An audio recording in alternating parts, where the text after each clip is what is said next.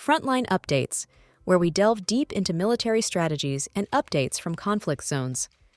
Today, we're discussing the progress of the ongoing special military operation as of September 30th, 2024. I'm your host, Sharifa Muhammad MGT. I'm Colonel A.C. Oguntoye, an Infantry Officer. Military hardware losses. Ukraine armed forces experienced significant losses, with the Ukrainian forces losing a range of military vehicles, artillery pieces, including those from international sources like the US, UK, and Poland, and advanced electronic warfare systems. Welcome to Frontline Updates podcast, where we bring you the latest developments on military actions from across the globe.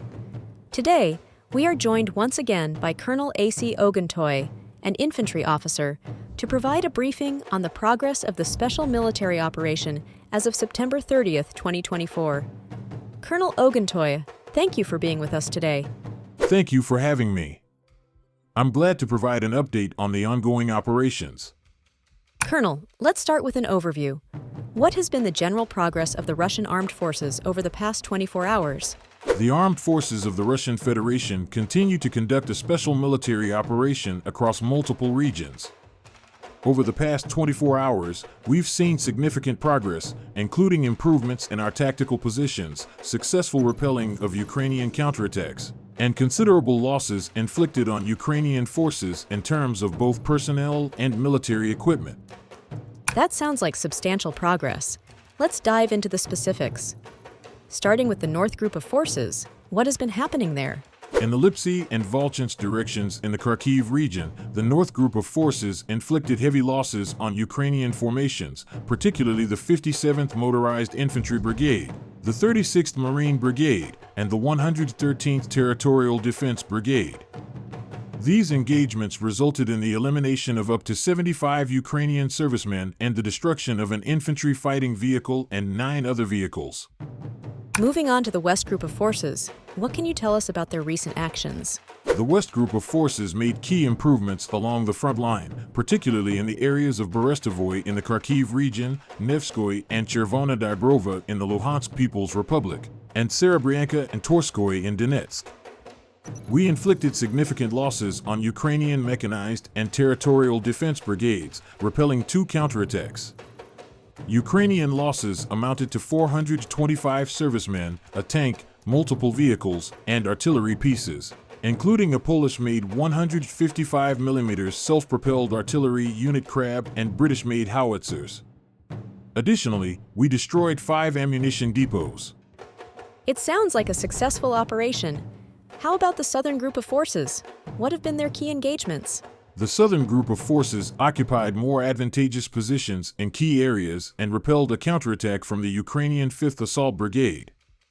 We inflicted substantial losses on several Ukrainian brigades, with around 560 servicemen neutralized.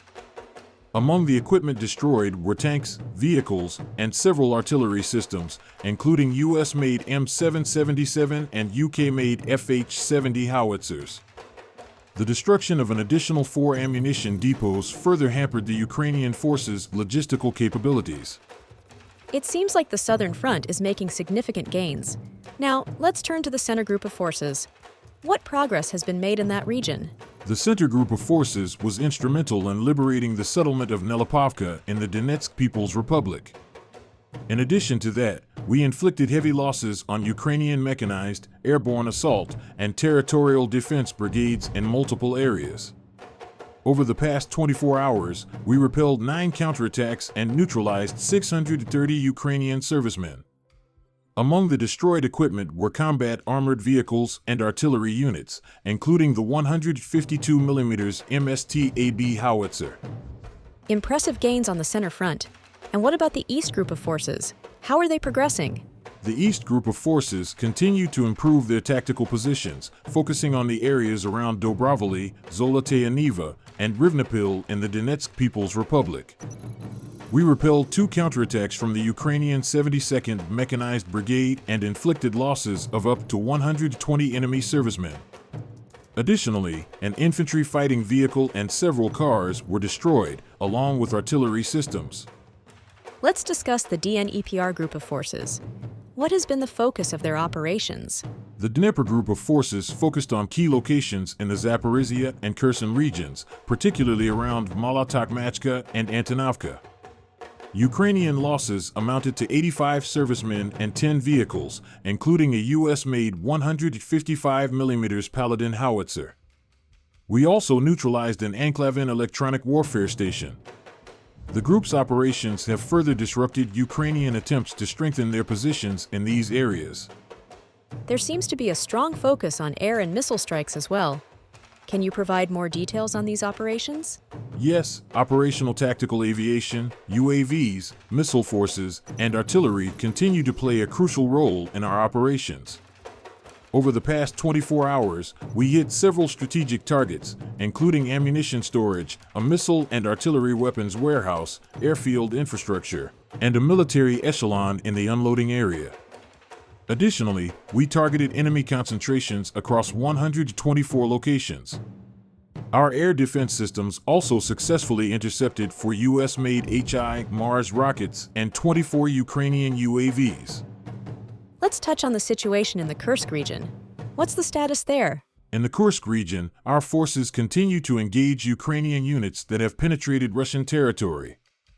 Over the past 24 hours, we repelled 2 counterattacks and thwarted additional Ukrainian attempts to breach our defenses. Ukrainian forces in the area lost up to 60 personnel, 2 armored vehicles, and a car. With the support of Army aviation and artillery, we repelled 5 more attempts by Ukrainian forces to break through in the direction of Novi Put. Their losses included more than 30 personnel and several combat vehicles, including an American-made armored repair and recovery vehicle. Colonel, it sounds like the Russian armed forces are maintaining momentum across multiple fronts. What are the next steps in the operation? The next steps are to continue pressuring Ukrainian forces, disrupt their supply lines, and repel any further counterattacks. Our focus remains on degrading the Ukrainian military's operational capabilities while securing key strategic positions. We will maintain the offensive and continue neutralizing their assets. Thank you, Colonel. Lastly, are there any other notable incidents or localized skirmishes that have occurred recently? After the Russian army entered the western part of Ugledar, a narrow strip of approximately 500 to 700 meters wide between the blocks remains for the Ukrainian armed forces to retreat. The remnants of the garrison may try to jump out through this window today or tomorrow, although, frankly speaking, they have a better chance of surviving only by surrendering. Colonel, thank you for providing such a detailed briefing on the current military situation. Your insights are invaluable to our understanding of the conflict's dynamics. And thank you to our listeners for tuning in. Join us next time as we continue to provide up-to-date coverage on global military affairs. Stay with us for more updates and expert analyses on global defense and security issues. Stay informed, stay secure. Thank you for having me. It's important to keep everyone informed about the developments on the ground. One of the most memorable episodes of the Second Lebanon War in 2006 was the Hezbollah ambush on the IDF mechanized column. The shooting of Merkava tanks with Cornet ATGMs was discussed by experts for many years. Whether the Israelis learned from this and what surprises the Lebanese has in store will become clear very soon.